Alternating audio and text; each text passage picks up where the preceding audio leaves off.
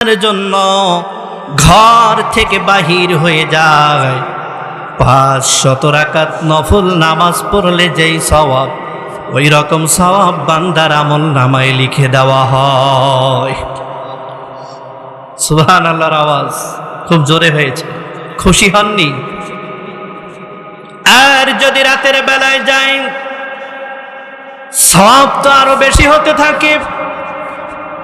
আল্লাহ রব্বুল আলামিনের পক্ষ থেকে পাঠানো অসংখ্য ফেরেশতারা মনিবের কাছে হাত উঁচু করে দোয়া করে, রব্বুল আলামিন তোমার এই বান্দাগুলি তোমাকে দেখে নাই, নবীকেও দেখে নাই, কোরআনুল কারীমকে বিশ্বাস করে, নবীজির বাণীকে বিশ্বাস করে আরামের বিছানাকে হারাম করে কোরআন হাদিসের আলোচনা শোনার জন্য আসছে। রব্বুল আলামিন তুমি দয়া করে তাদের তামাম জিন্দেগির গুনাহগুলি মাফ করে দাও। তাহলে এখানে যারা এসেছেন বোঝা গেল 500 রাকাত নফল নামাজ পড়লে যেই সওয়াব, এই সওয়াবটা আমাদের আমলনামায় চলে গেছে যদি নিয়ত সহি থাকে। আর যদি এই নিয়ত থাকে বক্তার চেহারাটা দেখে আসি আওয়ামী লীগের বিরুদ্ধে কেমন কেমন গরম বক্তব্য দেয়, দেখে আসি কারো বিরুদ্ধে কথা বলে স্টেজ কিভাবে কাঁপায়, তাহলে তার আমলনামায় 500 রাকাত নফল নামাজের সওয়াব যাবে না। উদ্দেশ্য থাকতে হবে মালিককে সন্তুষ্ট করার, ঠিক কিনা?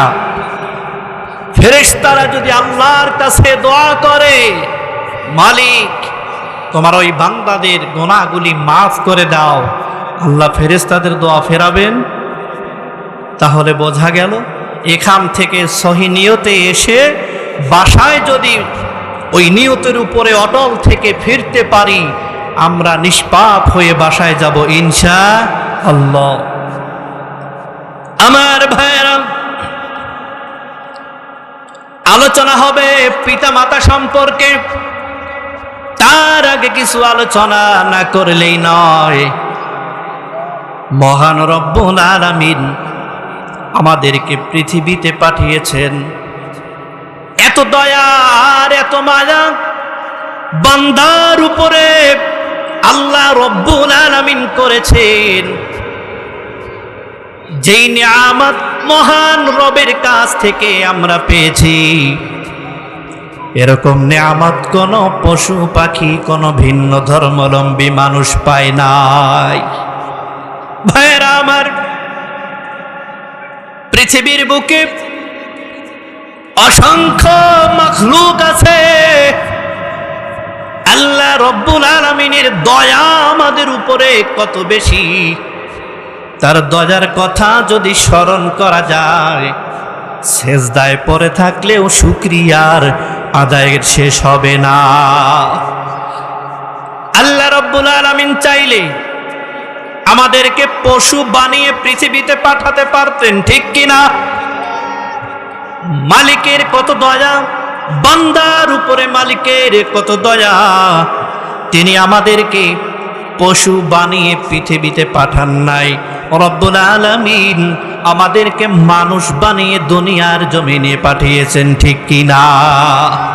ভাইরা আমার, মনোযোগ দিয়ে শোনেন, আল্লাহ যে আমাদের উপরে কত দয়া করেছেন, মনোযোগ দেন। উনি চাইলে পশু বানাতে পারতেন না, কিন্তু পশু বানাননি। তিনি বানিয়েছেন কি? মানুষ। মানুষ বানানোর পরে আল্লাহ রাব্বুল আলামিন সার্টিফিকেট দিয়ে দিয়েছেন, প্রমাণ দিয়েছেন, আমাদের সম্মান বাড়িয়ে দিয়েছেন। মহান রব্বুল আলামিন বলেন, ওয়ালাকাদ কাররামনা বানি আদম। পশু থেকে আল্লাহ আমাদেরকে আলাদা করে মানুষ বানিয়ে পৃথিবীতে পাঠিয়ে প্রত্যেকটা জীবের থেকে আমাদেরকে সম্মানিত করেছেন কে? আল্লাহ। ওয়ালাকাদ কাররামনা বানি আদম। মহান রবের দয়া কত বেশি, কত বেশি। সব ধর্মের থেকে আলাদা করে নিয়া আমাকে আপনাকে রব্বুল আলামিন মুসলমান, ইসলামের ধর্মে মুসলমান বানিয়ে পাঠিয়েছেন, ঠিক কিনা? সুবহানাল্লাহ বলেন, আর জোরে বলেন সুবহানাল্লাহ। আল্লাহর দয়া দেখেছেন? সমস্ত ধর্ম থেকে আলাদা করে নিয়ে আল্লাহ রব্বুল আলামিন আমাদেরকে মুসলমান করে পৃথিবীতে পাঠিয়েছেন। এবার আসেন, মুসা নবীর উম্মত তারাও মুসলমান, ঈসা রূহুল্লাহর উম্মত তারাও মুসলমান, নূহ নবীর উম্মত তারাও মুসলমান।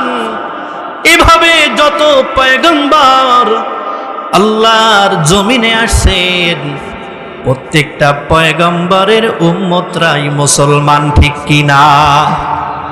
আমরা আখিরি জামানার পয়গম্বর মুহাম্মদ সাল্লাল্লাহু আলাইহি ওয়াসাল্লামের উম্মত, আমরাও মুসলমান, কথা বলেন ঠিক কিনা? সব পয়গম্বরের উম্মত মুসলমান। আল্লাহ রাব্বুল আলামিন সমস্ত উম্মতের থেকে আমাদেরকে আবার বাছাই করে আমাদেরকে দলিল করে দিয়েছেন। আমার দিকে তাকান, খারাপ লাগতেছে? আমরা যে কত দামি, একটু বোঝানোর চেষ্টা করতেছি। এত দামি মানুষ খারাপ কাজে কিভাবে যায় বুঝে আসে না। আমার ভাইয়েরা, আল্লাহ রাব্বুল আলামিন সমস্ত মুসলমানের থেকে আমাদেরকে সুন্দর করে ছাকনি দিয়ে দিয়ে বাছাই করে করে আখিরি জামানার নবীর উম্মত আমাদেরকে বানিয়েছেন। জোরে বলেন সুবহানাল্লাহ। শুধু কি তাই, সমস্ত মুসলমানদের চাইতে আমাদেরকে দামি বানিয়েছেন। দামি বানিয়েই ক্ষান্ত নন। আল্লাহ রব্বুল আলামিন যখন কোনো কিছুর ঘোষণা দেবেন তার দলিল থাকে।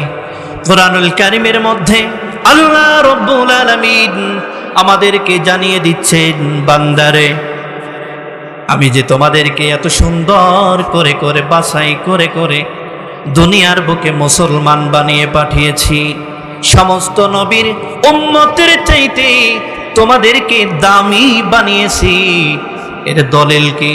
কোরআনুল কারীমের মধ্যে মহান রব্বুল আলামিন বলছেন, কুনতুম খায়রা উম্মাতিন উখরিজাত লিন-নাসি তা'মুরুনা বিল মা'রুফি ওয়া তানহাউনা আনিল মুনকার।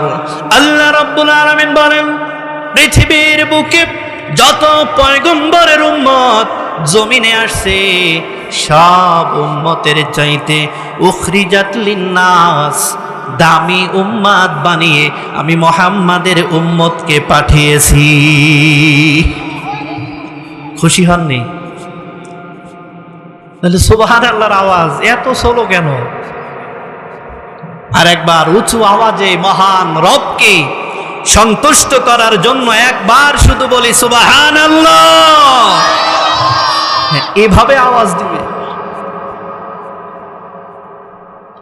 আমার ভাইরা, আল্লাহ রাব্বুল আলামিন আমাদেরকে গ্যারান্টি দিয়েছেন, সমস্ত পয়গম্বরের উম্মতের চাইতে আমাদেরকে দামি বানিয়ে দুনিয়ার জমিনে পাঠিয়েছেন। তা'মুরুনা বিল মা'রুফ ওয়া তানহাউনা আনিল মুনকার। দুইটা কাজ বান্দা করবে। যদি এই দুইটা কাজ আমার কোনো বান্দা করে, আমার কোরআনুল কারীমের ঘোষণা অনুযায়ী আমার ওই বান্দা পৃথিবীর বুকে সমস্ত উম্মতের চাইতে দামি হয়ে যাবে। দুইটা কাজ হলো, বান্দা সৎ কাজের আদেশ দিবে, ভালো কাজের দিকে মানুষকে ডাকবে। ভালো কাজের দিকে ডাকতে গেলে বাধা বিপত্তি আসবে, সেটাকে উপেক্ষা করে সাহসিকতার সাথে আল্লাহর দ্বীনের পথে মানুষকে ডাকবে, সে হলো পৃথিবীতে সবচাইতে দামি।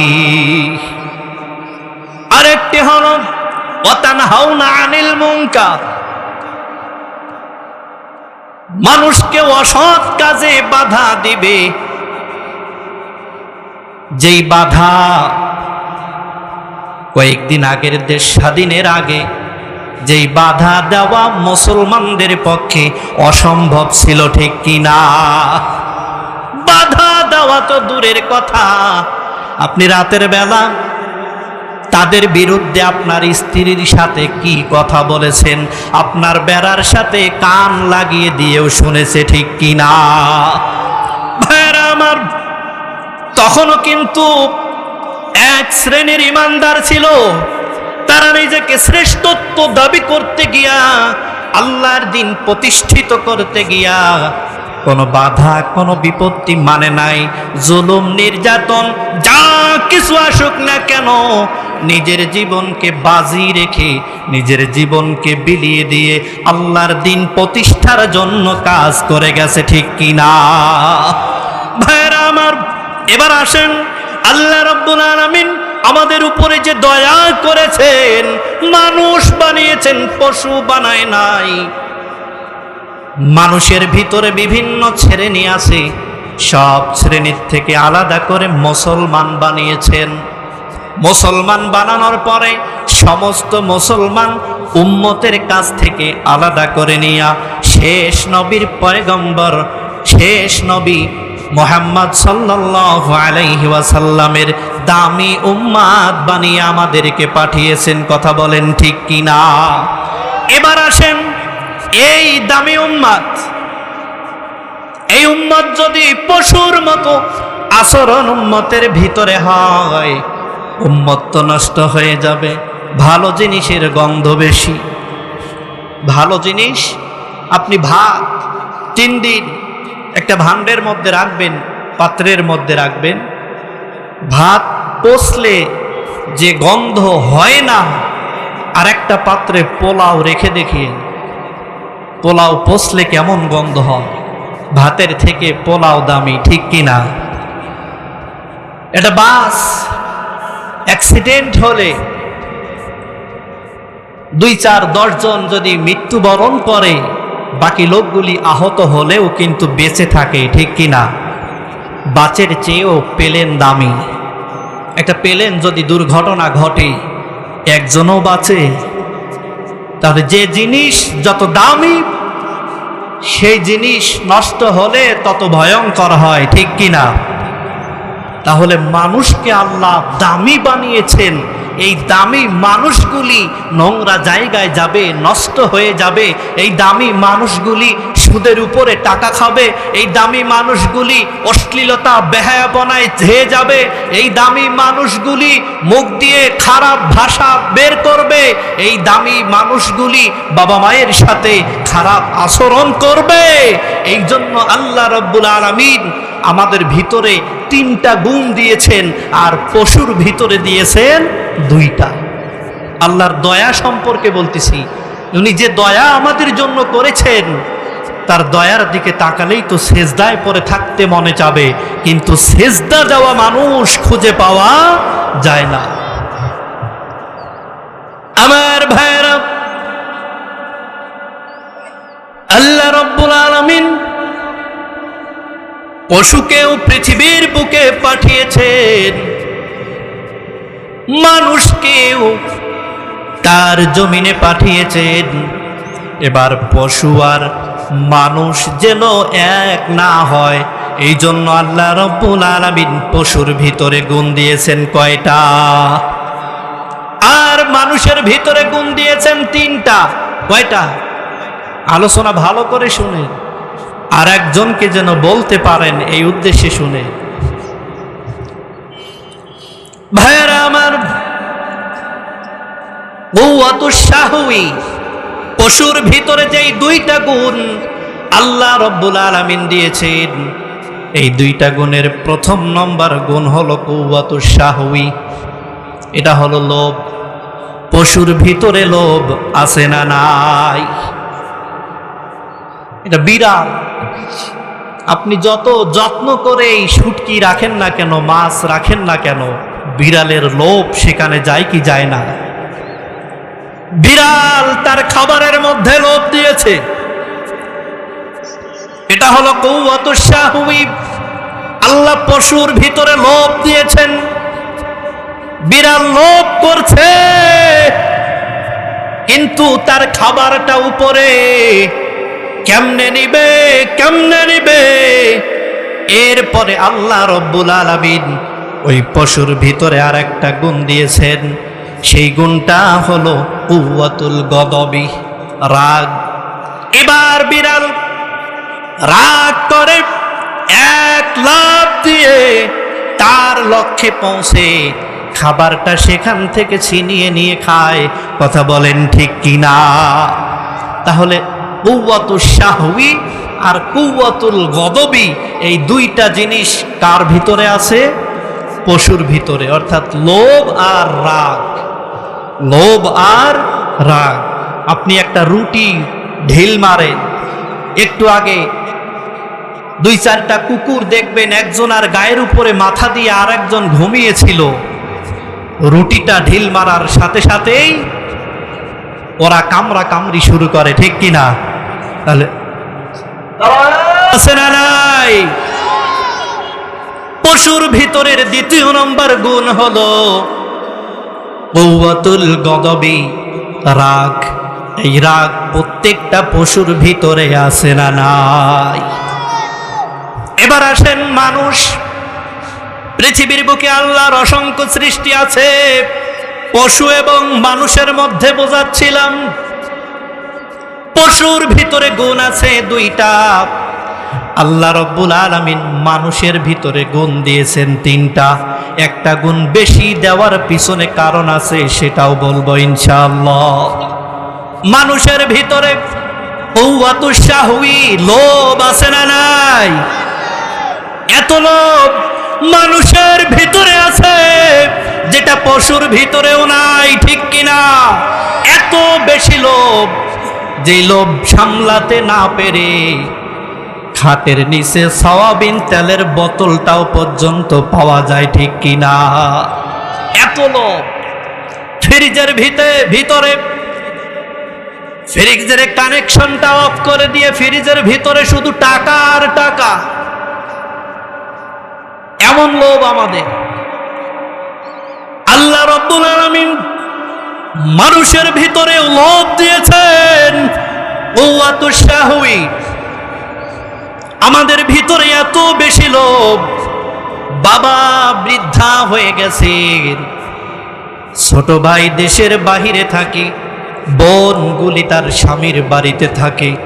এত বেশি লোভ, এত বেশি লোভ। বাবাকে চিকিৎসার ছলে বাহিরে নিয়ে গিয়া জমিগুলি নিজের নামে করে নাই, ঠিক কিনা? আছে না? এপি সাহেবরাও আছে, হয়তো বা এখানে নাই। ভাইয়েরা আমার, এই কাজ করতে গিয়ে যদি কেউ বাধা দেয়,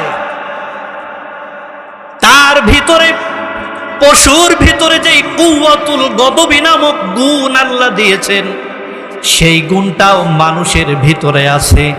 যখন কেউ বাধা দেয়, লোভ সামলাতে পারছে না, বাধা দিচ্ছে, কেউ বাধা দিচ্ছে, তখন এই ব্যক্তির ভিতরে রাগ কাজ করে কি করে না?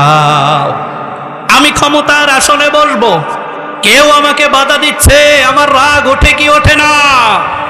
তাহলে বোঝা গেল পশুর ভিতরে গুণ আছে 2টা, মানুষের ভিতরে আল্লাহ রব্বুল আলামিন গুণ দিয়েছেন 2টা। তাহলে পশু আর মানুষ সমান হয়ে যাচ্ছে কি যাচ্ছে না? কিন্তু কোরআনুল কারীম কি বলেছেন? ওয়ালাকাদ কাররামনা বানি আদম। কোরআনুল কারীম বলছে কুনতুম খায়রা উম্মাতিন উখরিজাত লিন-নাস। সমস্ত উম্মতের চাইতে দামি উম্মত হলো শেষ নবীর উম্মত। সুবহানাল্লাহ। এই শেষ নবীর উম্মতের ভিতরে 2টা গুণ থাকবে, পশুর ভিতরেও দুইটা গুণ থাকবে, তাহলে তো পশু আর মানুষ সমান হয়ে গেল। এই জন্য আল্লাহ রাব্বুল আলামিন মানুষের ভিতরে আরেকটি গুণ বেশি দিয়েছেন, সেটা হলো কুওয়াতুল আকলি। আমরা যেটাকে আক্কেল বলি, বলে আক্কেল নাই, এটা বলি না, মূলত এটা আরবি শব্দ আকলুন, মানে আকল, বিবেক, জ্ঞান, বুদ্ধি। আল্লাহ রাব্বুল আলামিন মানুষের ভিতরে 3 নম্বর গুণ, যেটা দামি দামি গুণ, সেটা হলো কুওয়াতুল আকলি। আকল নামক গুণ মানুষের ভিতরে দিয়েছেন।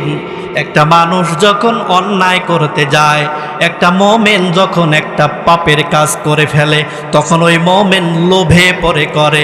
যখন কাজটা করতে যায়, কুওয়াতুল আকলি তাকে পিছন থেকে টেনে ধরে, আহারে তুই তো মানুষ, তোর কি বিবেক নাই, তোর মনে কি একটু দয়া নাই, তুই কেমনে করবি খারাপ কাজ, তুই কেমনে খাবি সুদের টাকা, তুই কেমনে খাবি ঘুষের টাকা, তুই কেমনে তোর ভাইয়ের উপরে জুলুম করবি।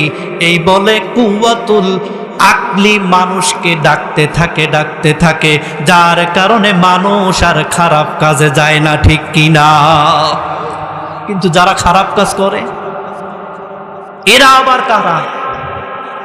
এদের সম্পর্কে আবার আল্লাহ রাব্বুল আলামিন কি বলছেন শুনেন, যে আমি মানুষকে ছাঁকনি দিয়ে দিয়ে বাছাই করে করে এত সুন্দর করে বানালাম, এরা তবুও পাপের দিকে যাবে। এদেরকে কুওয়াতুল আকলি নামক পাওয়ারফুল একটা বস্তু আমি তাকে দিলাম, তারপরেও এরা পাপ করবে। তাহলে এরা কারা? আল্লাহ রাব্বুল আলামিন কোরআনুল কারীমের মধ্যে বলেন, ওয়ালাকাদ যারানা লিজাহান্নামা কাসীরাম মিনাল জিন্নি ওয়াল ইনস লাহুম কুলুবুন লা ইয়াফকাহুনা বিহা ওয়ালাহুম আ'য়ুনুন লা ইউবসিরুনা বিহা ওয়ালাহুম আযানুন লা ইয়াসমাউনা বিহা উলাইকা কাল আনআম। মহান রব বলছেন, ওয়ালাকাদ যারানা লিজাহান্নামা কাসীরাম মিনাল জিন্নি ওয়াল ইনস, আমি জিন এবং মানুষের মধ্যখান থেকে অনেককেই সৃষ্টি করেছি, এরা অনেকেই জাহান্নামে যাবে। ওয়ালাকাদ যারানা লিজাহান্নামা, জাহান্নামে এরা যাবে। এরা কারা? লাহুম কুলুব, আমি তাদেরকে অন্তর দিয়েছি, লা ইয়াফকাহুনা বিহা, এই অন্তর দ্বারা তারা বোঝার উপলব্ধি করে নাই, বোঝার চেষ্টা করে নাই। একজন মানুষ তার কাছে গেছে মনের কিছু কথা প্রকাশ করার জন্য, সঠিক বিচারটা পাবার জন্য, কিন্তু তার দিলটা এমন হয়ে গেছে, মনে হয় শয়তানে তার দিলের মধ্যে মোহর মেরে দিয়েছে। ওই অন্তর দিয়ে, দিল দিয়ে সে বোঝার চেষ্টা করে নাই। লা ইয়াফকাহুনা বিহা, অন্তর দিয়ে বোঝে নাই। ওয়ালাহুম আ'য়ুন, আমি তাদেরকে 2টা চক্ষু দিয়েছি। কয়টা? 2টা। তাদেরকে আমি 2টা চক্ষু দিয়েছি। লা ইউবসিরুনা বিহা, এই চক্ষু দিয়ে তারা দেখে নাই। আমরা দেখছি না, তাহলে কি দেখে না? চক্ষু আমি আল্লাহ রাব্বুল আলামিন তাদেরকে দিয়েছি। লা ইউবসিরুনা বিহা, এই চোখ দিয়ে তারা দেখেও না দেখার ভান করে পাশ কাটিয়ে চলে গেছে। কত গরিব মানুষ তার ন্যায্য অধিকারের জন্য ক্ষমতাসীন ব্যক্তিদের গেটের বাহিরে বিচার পাবার জন্য, অধিকার পাবার জন্য ধন্না দিয়ে বসে থাকে। ব্যক্তি যখন বাড়ির থেকে বের হয়, ওই ব্যক্তিকে দেখেও না দেখার ভান করে পাশ কাটিয়ে যায়, ঠিক কিনা?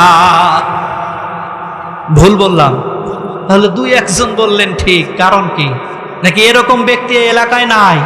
না থাকলে তো আলোচনার দরকার নাই, অন্য আলোচনা করি। আমার ভাইয়েরা,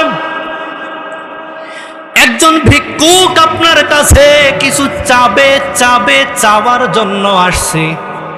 ওয়ালাহুম আয়ুন, আল্লাহ বলেন আমি তাকে চোখ দিয়েছি, লা ইউবসিরুনা বিহা। ওই ভিক্ষুক আসতেছে দেবার ভয়ে সে না দেখার ভান করে পাশ কাটিয়ে চলে গেছে। বাঁশের থুবে রাস্তার পারে বিভিন্ন জায়গায় গাজার আসর হয়, মদের আসর হয়। অনেক ক্ষমতাসীন ব্যক্তি, যাকে আমরা সমাজের মোড়ল বলি, নেতা বলে ডাকি, এই নেতা দেখেও না দেখার ভান করে পাশ কাটিয়ে গেছে। আল্লাহ রাব্বুল আলামিন বলেন এরাই হবে জাহান্নামী, এরাই হবে জাহান্নামী। আমার ভাইয়েরা, ওয়ালাহুম আযানুন, আল্লাহ রাব্বুল আলামিন আমাদেরকে জানিয়ে দিচ্ছেন আমি তাদেরকে কান দিয়েছি দুইটা, লা ইয়াসমাউনা বিহা, এরা ওই কান দিয়ে শোনে না, শুনেও না শোনার ভান করে। কত মা সন্তান কারাগারে বন্দী, কতজনের দরবারে গিয়া কান্না করে আহাজারি করছে, বাবারে আমার সন্তানটা মারামারি করে নাই, আমার সন্তান রাস্তা কেটে ফেলে নাই, আমার সন্তান কোনো বাসভবন ভাঙে নাই, মিথ্যা মামলা দিয়েছে। কিন্তু যার কাছে আহাজারি করছে ওই আল্লাহর বান্দা, লা ইয়াসমাউনা বিহা, শুনেও না শোনার ভান করেছে, ঠিক কিনা? ভাইরা আমার, এদের সম্পর্কে আল্লাহ রাব্বুল আলামিন কোরআনুল কারীমের মধ্যে বলছেন উলাইকা কাল আনআম।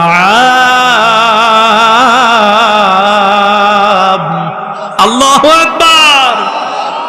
আল্লাহ তাআলা এদের সম্পর্কে বলছেন যে এরা চতুষ্পদ জন্তুর চাইতেও নিকৃষ্ট। কে বলেছেন? আল্লাহ। যারা বোঝেও বোঝে না, যারা দেখেও দেখে না, যারা শুনেও শোনে না, এদের সম্পর্কে আল্লাহ বলেছেন উলাইকা কাল আনআম, এরা চতুষ্পদ জন্তুর চাইতেও নিকৃষ্ট। শুধু তাই নয়, আল্লাহ রাব্বুল আলামিন বলেন যে বালহুম আদম, চতুষ্পদ জন্তু, এটা তো গরু, উট, ভেড়া এগুলিও হতে পারে। এই চতুষ্পদ জন্তুর থেকেও নিকৃষ্ট জন্তু দুইটা আছে, কুকুর এবং খিনজির, শুয়োর, ঠিক কিনা? আল্লাহ এই বান্দাগুলিকে মহান রব বলেছেন এরা কুকুর এবং শুয়োরের চাইতেও নিকৃষ্ট, ঠিক কিনা? বলেছেন কে? আল্লাহ। আমার জবান দিয়ে আমি মহান রব্বুল আলামিনের কথাগুলি জানিয়ে দিচ্ছি। সুতরাং রাগ করতে হলে আল্লাহর সাথে করেন, আমার সাথে না। ভাইরা আমার, এত কিছু দিবার পরে বিবেক দিয়েছেন, চক্ষু দিয়েছেন, কান দিয়েছেন, কুওয়াতুশ শাহওয়ী দিয়েছেন, কুওয়াতুল গদবি দিয়েছেন, কুওয়াতুল আকলি দিয়েছেন। এত সুন্দর সুন্দর নেয়ামত পাবার পরেও বান্দা কিভাবে পশুর মতো কাজ করে? বোঝার মতো ক্ষমতা দিয়েছেন, কুওয়াতুল আকলি নামক নেয়ামত দিয়েছেন। পশু দাঁড়িয়ে প্রসাব করে, আপনিও দাঁড়িয়ে প্রসাব করলেন, আপনার কুওয়াতুল আকলি নামক সফটওয়্যারটা নষ্ট হয়ে গেছে, কাজ করে না। তাহলে পশু আর আপনি সমান হয়ে গেলেন, ঠিক কিনা? পশু আর মানুষকে আলাদা করেছেন কে? কিন্তু আমরা মানুষ পশুর সাথে আমাদের মিল ঠিক রাখতেছি। পশু দাঁড়িয়ে খায়, আমরা এত দামি মানুষ, আমরাও দাঁড়িয়ে খাই। পশু রাস্তাঘাটে মেলন করে, মেলামেশা করে। আমাদের মুসলমানদের সন্তানেরাও পার্কে গিয়া উন্মুক্ত স্থানে মেলামেশা করে। সুতরাং পশু আর তারা সমান সমান হয়ে গেল। কথা বলেন ঠিক কিনা?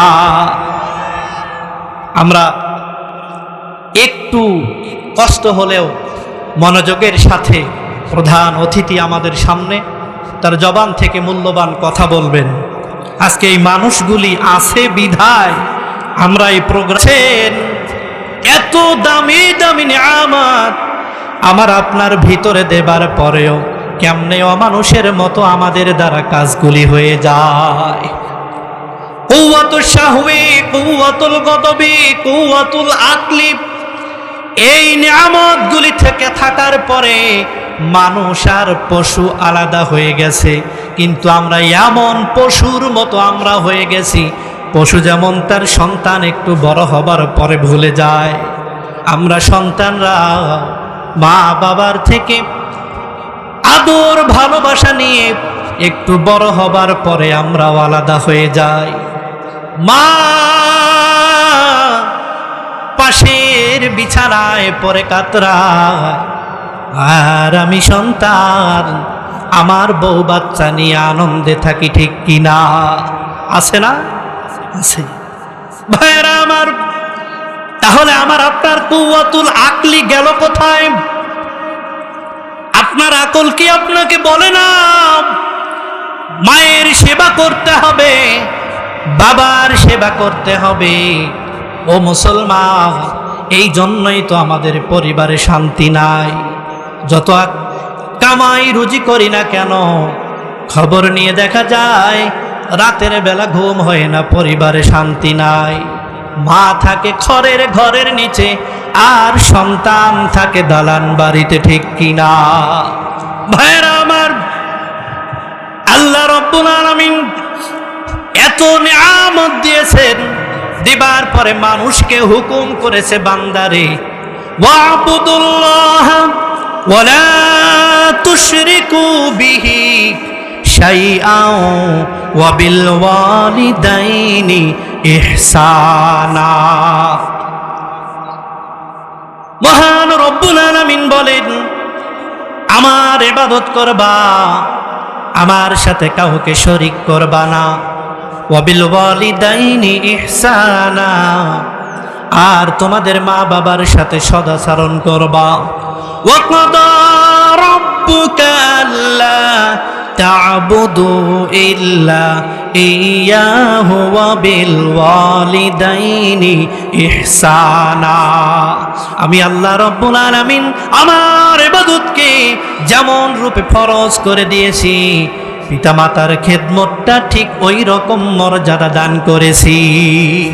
ভাইরা আমার, মা বাবা যদি আপনার সাথে মন খারাপ থাকে, আপনি যতবার হজ করেন না কেন, কোটি টাকা যাকাত দেন না কেন, নামাজ পড়তে পড়তে কপালে দাগ ফেলায়া দেন না কেন, আপনার জান্নাতের দরজা বন্ধ করবেন কে? আল্লাহর নবীর একজন সাহাবা হযরতে আলকমা রাদিয়াল্লাহু তাআলা আনহু, এত ভালো সাহাবা ছিলেন তিনি। মুঠ ভর্তি করে সদকা করতেন, দান করতেন, কখনো গুনেও দেখতেন না কত দিরহাম আছে। বস্তা ভর্তি করে দান করতেন, কখনো মেপেও দেখতেন না কত কেজি আছে।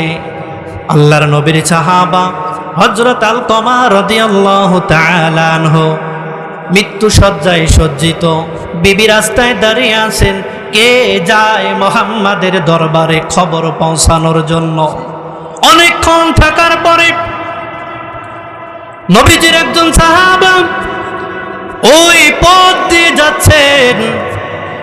হযরতে আলকমার স্ত্রী ডাক দিয়ে বলে, ভাই, আলকমা মৃত্যু শয্যায় সজ্জিত, নবীর দরবারে যাচ্ছেন, নবীজির দরবারে সংবাদটা পৌঁছায়া দিয়েন যে আপনার আলকমা মৃত্যু শয্যায় সজ্জিত।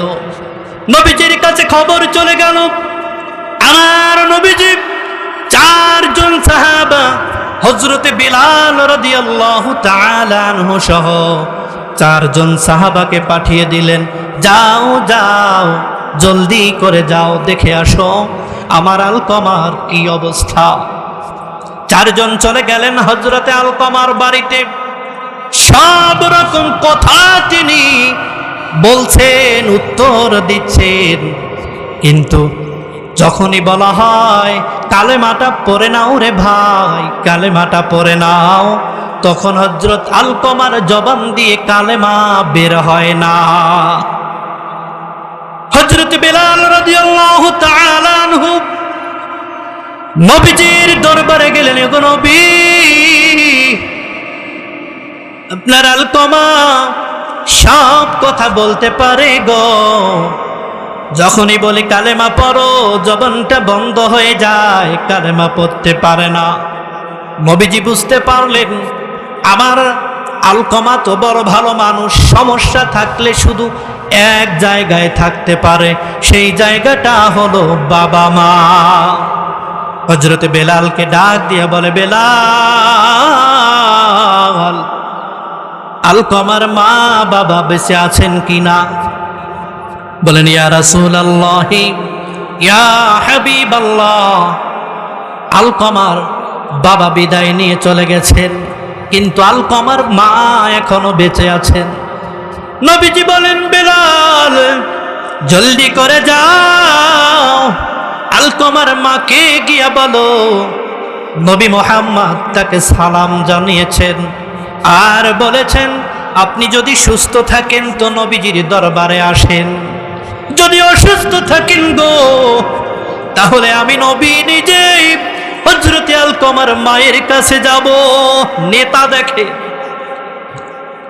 বেলাল চলে গেলেন আলকমার মায়ের কাছে, গিয়ে বলেন, মা, নবীজি আপনাকে সালাম জানিয়েছেন আর বলেছেন আপনাকে নবীজির দরবারে আসতে, যদি হাঁটতে অক্ষম হন গো মা, নবীজি নিজেই আপনার কাছে আসবেন।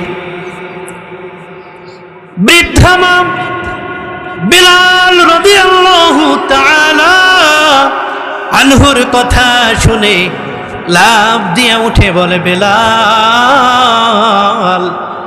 নবীজি আমার কাছে আসবে, আমি এটা সহ্য করতে পারবো না, আমি এক্ষুনি দয়ার নবীর দরবারের দিকে রওনা হলাম। লাঠি হাতে নিয়ে গুটি গুটি পায়ে বৃদ্ধা মা হযরত বেলাল রাদিয়াল্লাহু তাআলা আনহুর সাথে নবীজির দরবারে হাজির। নবীজি বলেন, মা, আপনার বেলাল কেমন ছিল? আপনার ছেলে বেলাল কেমন ছিল? মা উত্তর দিচ্ছে, নবী গো, ছেলে আমার, কিন্তু সে তো আপনারই গোলাম, আপনার খেদমতে থাকে, আপনিই তো ভালো জানেন। নবীজি বলেন, মা, আপনার সাথে কেমন ছিল হযরতে আলকমা রাদিয়াল্লাহু তাআলা আনহু? আলকমার মা বলেন, নবী গো,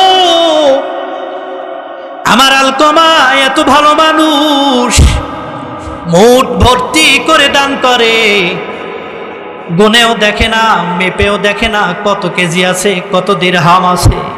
ওগো নবী, আমার আলকমা রাতের বেলা ঘুমায় না, সারাটা রাত নফল ইবাদত দিয়ে কাটিয়ে দেয়। নবীজি বলেন, মা, সবই বুঝলাম, আপনার সাথে হযরত আলকমার ব্যবহার কেমন ছিল। এবার লক্ষ্য করে দেখে মায়ের চক্ষু বেবে টপ টপ করে পানি পড়ছে। জনম দুঃখিনী মা খুব সহজেই কারো কাছে সন্তানের নামে অভিযোগ দিতে চায় না, কারো কাছে বিচার দিতে চায় না। সন্তান যত অত্যাচার জুলুম করুক না কেন, মা বুক বুঝে সহ্য করে নেয়, বিচার দেয় না। আল্লাহর কাছে যদি মনের রাগে একবার বদদোয়া দিয়ে থাকে, একটু পরে লক্ষ্য করে দেখা যায় জনম দুঃখিনী মা হয়তোবা যায় নামাজে পড়ে সন্তানের জন্য কাঁদে আর আল্লাহকে বলে, ওগো মালিক, আমি রাগের মাথায় আমার সন্তানকে লানত দিয়েছি, গজব দিয়েছি রে আল্লাহ, এই গজবটা আমার সন্তানের উপরে ফেলায়ও না, ফেলায়ও না। এমন মায়েদের আচরণ, ঠিক কিনা? হযরত আলকমার মা নবীজিকে বলে, নবী গো, আমার আলকমার উপরে আমার একটুখানি মন খারাপ আছে গো নবী। নবীজি বলেন, মা কি মন খারাপ আলকমার উপরে আপনার আছে, একটু দয়া করে বলেন। বৃদ্ধা মা বলে, নবী গো, আমার আলকমা সব দিক দিয়া ভালো, আমি মা আমাকে প্রাধান্য না দিয়া বিবিকে প্রাধান্য দেয়, আমি মা আমার কথা না শুনে বিবির কথা শোনে, এই জন্য আমি মা আমার অন্তরে কষ্ট। এবার নবীজি ডাক দিয়ে বলে, মা আপনি আপনার আলকমাকে ক্ষমা করে দেন। মা ডাক দিয়ে বলে, নবী গো, মনে বড় কষ্ট, ক্ষমা করতে মনে চায় না।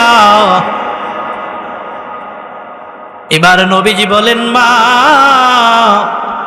আপনি যদি ক্ষমা না করেন তাহলে তো সে জাহান্নামের আগুনে জ্বলবে, আল্লাহ তাকে জান্নাতে দেবেন না। মা তারপরেও মাফ করে না। নবীজি জানেন মায়ের দুর্বলতা কোথায়। কোনো মা চায় না তার সন্তানকে কেউ আঘাত করুক, কোনো মা চায় না তার চোখের সামনে তার সন্তানকে আগুন দিয়ে পোড়াক। নবীজি বেলালকে ডাক দিয়ে বলে, বেলাল জলদি করে যাও, জংলায় চলে যাও, বোঝা বোঝাই করে শুকনো কাঠ নিয়ে আসো, খড়ি নিয়ে আসো রে বেলাল। আমি হযরতে আলকমার মায়ের সামনে আলকমাকে আগুন দিয়ে জ্বালিয়ে দেব। মায়ের অন্তর কেমন! মা এই কথা শোনার সাথে সাথে নবীজিকে ডাক দিয়ে বলে, নবী আমার সামনে আমার সন্তানকে আপনি আগুন দিয়ে পোড়াবেন গো নবী, আমি মা সহ্য করতে পারবো না। মা তো মা, আর আমরা মায়ের থেকে শাশুড়িকে প্রাধান্য দেই বেশি। মিথ্যা বললাম? বাবাকে বুড়া, মাকে বুড়ি, আর শ্বশুরকে আব্বা জান, আর শাশুড়িকে আম্মা জান। ভালোবাসা আপনার কোথা থেকে এসেছে? যেই মা রাতের বেলা ঘুমাতে পারেন নাই,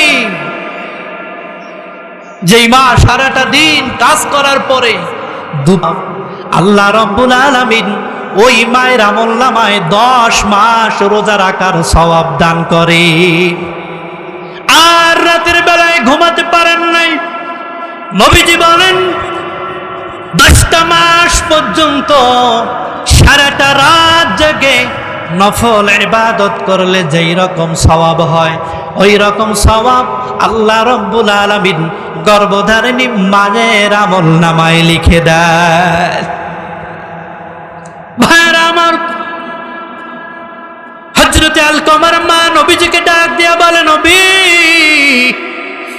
আমার সন্তানকে আমার চোখের সামনে আগুন দিয়ে জ্বালাবেন, আমি সহ্য করতে পারবো না। ওগো নবী, উপরে আল্লাহ সাক্ষী, সামনে আপনি নবী সাক্ষী, ডানে আনসার সাহাবা, বামে মুহাজির সাহাবাদেরকে সাক্ষী রেখে বলছি, আমি আমার আলকমাকে এই মুহূর্তে ক্ষমা করে দিলাম। মায়ের ক্ষমার কথা শুনে হযরত বেলাল রাদিয়াল্লাহু তাআলা আনহু দৌড় শুরু করে দিয়েছেন আলকমার বাড়ির দিকে। যে দেখি আলকমার কি অবস্থা এখন। বাড়ির গেটের কাছে যেতে না যেতে হযরত বিলাল রাদিয়াল্লাহু তাআলা আনহু উঁচু আওয়াজে শুনতে পেলেন হযরত আলকমা বলছেন, আশহাদু আল্লাহ ইলাহা ইল্লাল্লাহু ওয়া আশহাদু আন্না মুহাম্মাদান আবদুহু ওয়া রাসূলুহু। কালেমা পড়ে হযরত আলকমা রাদিয়াল্লাহু তাআলা আনহু বিদায় নিয়েছেন। হযরত বেলাল রাদিয়াল্লাহু তাআলা আনহু বাড়ির ভিতরে প্রবেশ করে, বাকি সাহাবা ভাইদেরকে ডাক দিয়ে বলছে, ভাই আলকমার মুখের মধ্যে যে পর্দা পড়েছিল, কালেমা পড়তে পারে নাই, এটা অন্য কিছু না, অন্য কিছু না, তার মায়ের মনের মধ্যে সামান্য টুকুন ব্যথাটা তার জবানে এমন ভাবে পর্দা ফেলে দিয়েছে, কালেমা বের হতে দেয় নাই। এবার আমি যদি আমার ব্যক্তিগত জীবনের দিকে তাকাই, যে আমি আপনি মায়ের সাথে কত খারাপ আচরণ করেছি। আমাদের যাদের মা বেঁচে আছেন, আমরা আজকে মায়ের কাছে গিয়ে দুহাত জোর করে পায়ে ধরে, বাবার পায়ে ধরে আমরা ক্ষমা চেয়ে নেব, পারবো না ইনশাআল্লাহ?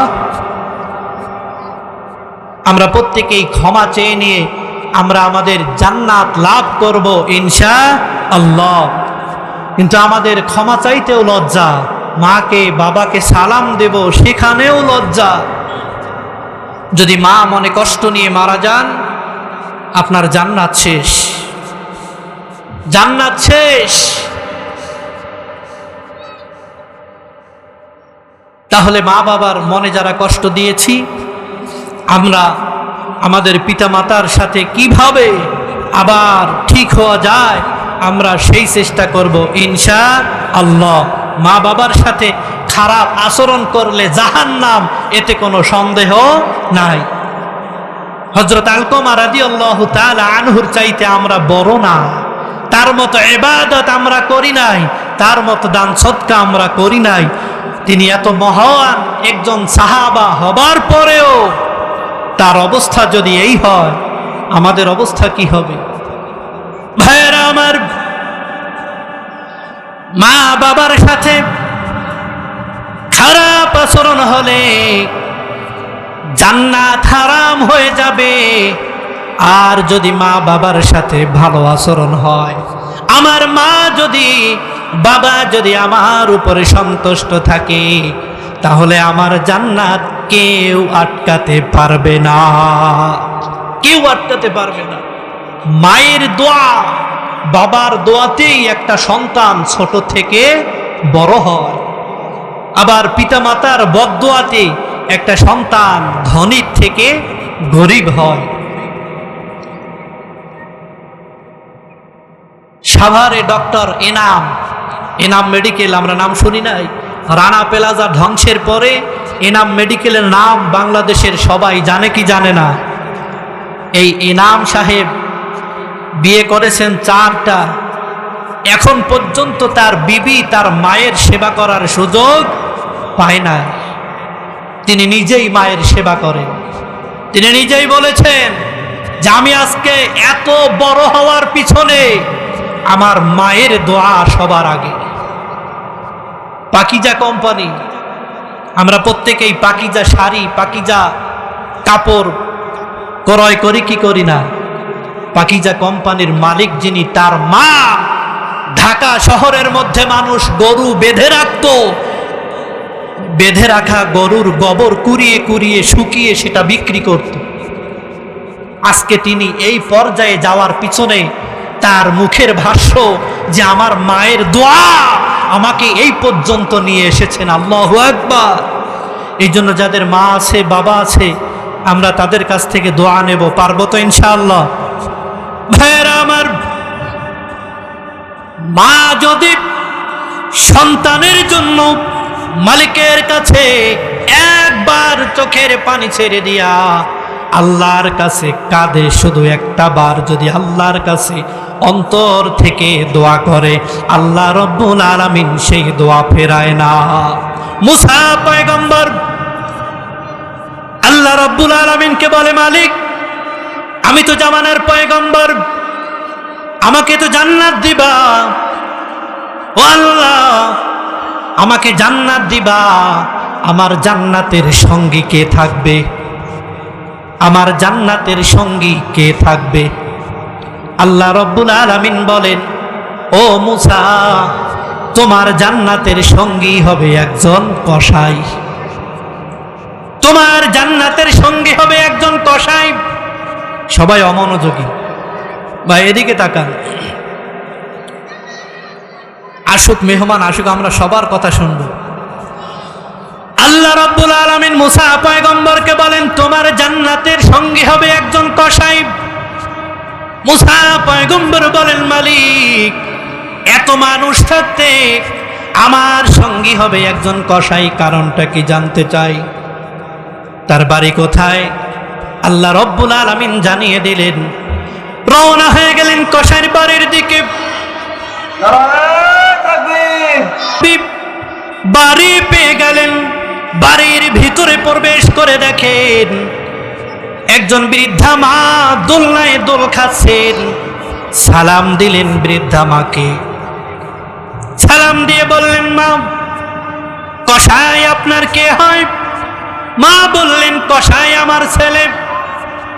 মুসা পয়গম্বর বলেন, ও মা আপনার সন্তান কসাই, আপনার সাথে তার আচরণ কেমন, তার ব্যবহার কেমন? মা বলছেন, ও পথিক আমার সন্তানের বিষয় তুমি জানতে চাও? কে তুমি? আমি তোমাকে চিনি না, অন্য দিনের সংবাদ আমি তোমাকে দিতে চাই না। আজকে সকালবেলা আমার সন্তান আমার জন্য কি করেছেন শোনো।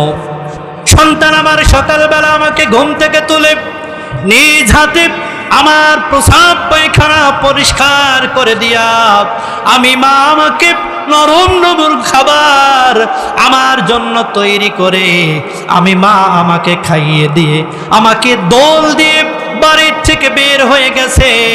আবার যখন গোশত বিক্রি শেষ হয়ে যাবে, আবার সে বাড়িতে ফিরে আমি মা আমার সেবায় নিয়োজিত হয়ে যায়। আমি বা আমার সন্তানের উপরে সন্তুষ্ট। আমি আল্লাহর কাছে দোয়া করেছি, ও মালিক আমার সন্তানকে জামানার পয়গম্বর মুসা আলাইহিস সালাতু ওয়াস সালামের সাথে একই জান্নাতে তুমি থাকার ব্যবস্থা করে দিও। মুসা নবী বলে, মা আমি হলাম জামানার পয়গম্বর মুসা। আল্লাহ রব্বুল আলামিন আপনার এই সন্তুষ্টির কারণে আপনার দোয়া কবুল করে নিয়েছে।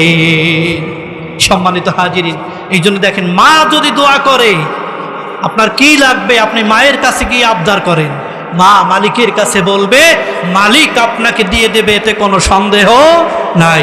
আল্লাহ রব্বুল আলামিন আমাদের প্রত্যেককে কবুল করেন, সকলে বলি আমিন। আমার জন্য সবাই দোয়া